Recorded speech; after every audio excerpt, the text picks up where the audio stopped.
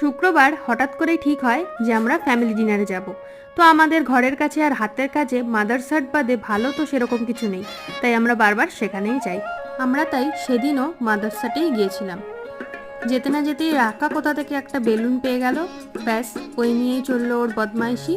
As usual রাকার জন্য আমাদের সেই ফ্রেঞ্চ ফ্রাই অর্ডার করা, তো ওটা একটা দুটো ও খেলো, কিন্তু এদিন ওর ভালো লাগেনি হয়তো, তাই ও খায়নি।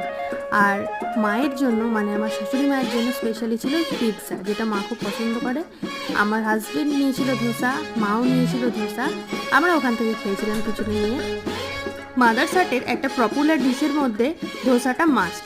ধোসার কোকোনাট চাটনি আর বাদামের চাটনিটা আমার হাজব্যান্ডের একদম পছন্দ না, কিন্তু এই দুটো আমার খুব ভালো লাগে। যেহেতু আমরা ফ্যামিলি ধোসা নিয়েছিলাম, তাই ওই দুটো দিয়েই আমি খেয়েছিলাম। বোন নিয়েছিল একটা বিরিয়ানি, আমি নিয়েছিলাম চিকেন ফ্রাইড রাইস আর মাঞ্চুরিয়ান। এইভাবেই একটা সুন্দর সন্ধে কেটে গেল। মাদারসাট মানে ছবি তো মাস্ট।